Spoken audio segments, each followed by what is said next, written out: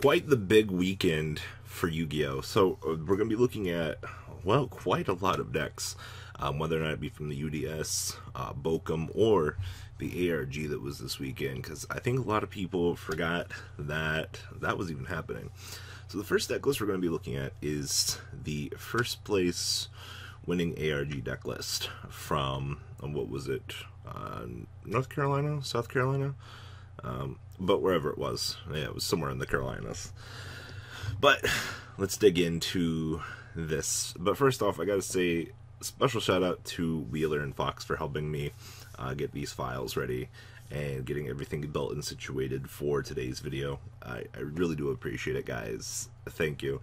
I've kind of been asleep for the last few hours trying to get my shit together for Vanguard this weekend, and it was really great to have their help for this. So let's dig into this, shall we, guys?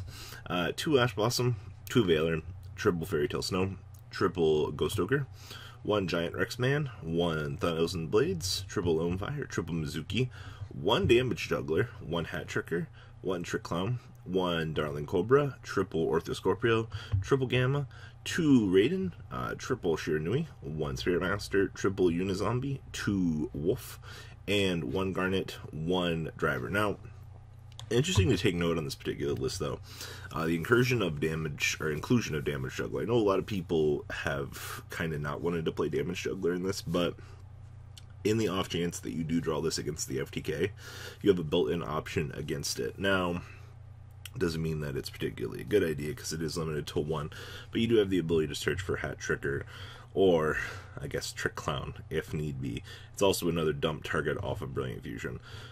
Just kind of something interesting to take note, that seeing 60 cards play that, it doesn't necessarily feel strange to me, but it is kind of nice to see that they are taking advantage of Trick Clown finally. Alright, spells.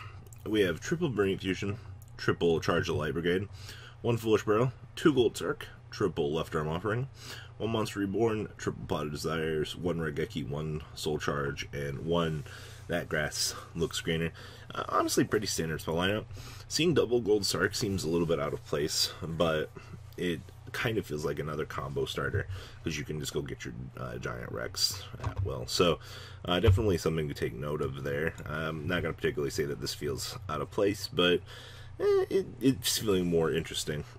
The extra deck, 1 Underclock Taker, 1 Mrs. Radiant, 1 Decode, 1 My Boy Curious, 1 Boral Danny, 1 Tornado, 1 Baguska, 1 Minerva, 1 MX Saber Invoker, triple Omega, 1 Michael, 1 Black Rose, and 1 Seraphonite. No Saruja.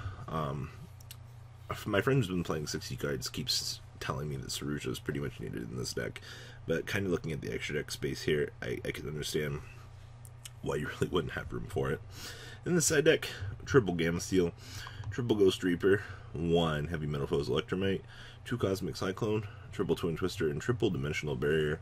Wrapping this up, in terms of standardness for what I would expect for 60 cards, the innovation of the tech slot and inclusion of Damage Juggler seems pretty cool. I wouldn't mind seeing Saruja in here in some way, but honestly, just sometimes dedicating the resource to Saruja just might not be worth it optimally, because, you know, going for as many Omegas as we can tends to be the way you want to play this deck. Now, moving on along into the next beauty, we have the Spiral deck list, the Bubbled, and I'm going to have the original links to these deck profiles down below, whether or not it was from Farfa or Lithium.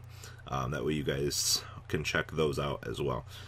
Spirals, as I said, were on the TCG side of the metagame. TCG were the ones that I think were really kind of pushing for this deck to still kind of live. And with the European metagame kind of being the same thing, being much different, it wasn't a shock to see that this deck bubbled over there, but the combos and things that Imran had played on his list, as opposed to the European that chose to evolve this concept and give it a shot, definitely not a bad thing, because innovation is what keeps this game fresh. But Spirals did unfortunately not make top cut. You know, Sleepy Boy, he's kind of losing his momentum now, because we now have Kaijus back in the format, and That's none of my business, but that sucks. Really bad if you're a player of this deck. Anyway, moving along here. Triple Ash Blossom, 1 Destrudo, Triple Ghost Ogre, 1 Drone, 1 Last Resort, 1 Master Plan, 1 Quick Fix, 1 Sleepy, Triple Super Agent, Triple Tough, and 1 Dark Worm. I honestly really wish that as a Spiral player we could play Desires. I don't think you understand how much I want to, but sometimes we're just not lucky. 1 Double Summon, Triple Dragon Ravine, 1 Foolish Burial, 1 Monster Reborn, 1 for 1, 1 Pseudospace, 1 Raigeki, 1 Reinforcement of the Army, 1 Soul Charge, 2 Big Red, 1 Resort, Triple Terraforming, and Double Evenly Matched, and 2 Resort. Now our Rescue.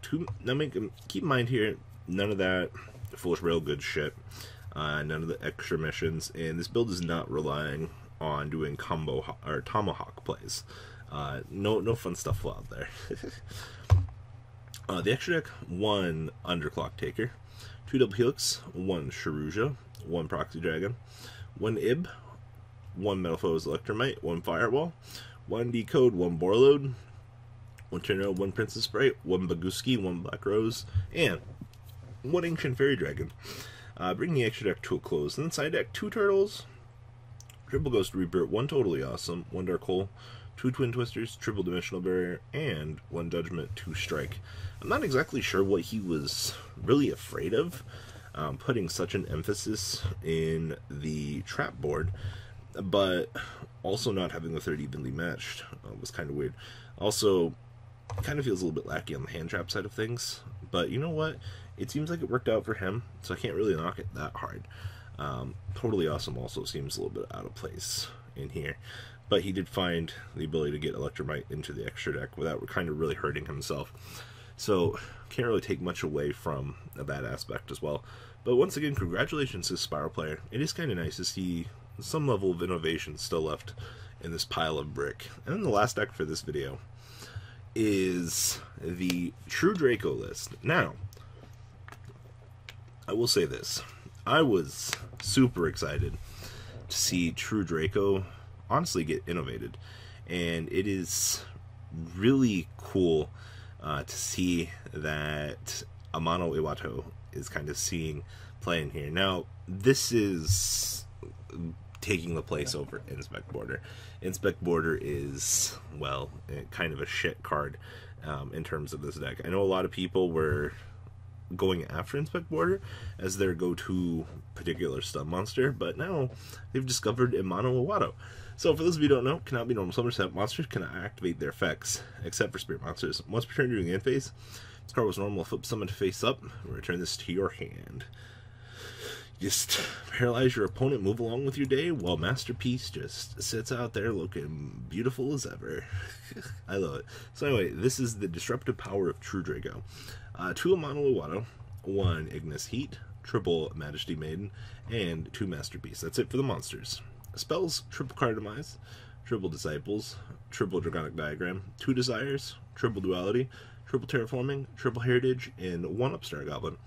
Trap board here: triple Anti-Spell Fragrance, 1 Skill Drain, 1 Solemn Judgment, 2 The Monarch's Erupt, triple True Draco Apocalypse, and 1 True King's Return. Very interesting to see not 3 of these, and having the anti-spells made allowed him to better make use of his pendulum matchup, because he can navigate around whatever he essentially needs to with the anti-spell, because if you're going first, you don't really give a fuck, because you're going to do all of your draw power, and then you're going to flip bees and paralyze your opponent. Pretty straightforward strategy, honestly. Of course, no extra deck, because of the Monarch's Erupt. In the side deck, triple Ash Blossom, 2 Sphere Mode, triple Cosmic, 1 Raigeki, triple Evenly, and triple Imperial Iron Wall. Bringing this list of profiles to a close. Now, I'm definitely excited to see this True Draco list in full action. I definitely love the concept behind Amano Iwato. I wanted to test Inspect Border, but it didn't seem right. Every time I look at the concept, I'm like, this just doesn't seem that spicy. But after kind of seeing how the how the Europeans adapted the concept of testing it and went to this, it definitely feels a lot better. I think. And it's also a normal summon, so you don't really give a fuck. Just as soon as you establish it, you go. You know? Plus it's 1900, so who loves extra beats? So guys, please check out the original deck profiles down below in the description. I hope you guys have a good rest of your day, and we should have one more set of profiles going up later today. Alright guys, the ride never ends, guys. Make sure you enable those notifications to get the latest videos that are being posted on this channel. Make sure you guys check out VanCole40 for my Cardfight Vanguard channel, and join me and House of Champions on the Zodiac Duelist TV Twitch stream. We'll be interacting with our audiences. And please check out No Limit Gaming and LGTCG.com for the cheapest trading cards on the market. Thanks for watching, guys, and please have a good day.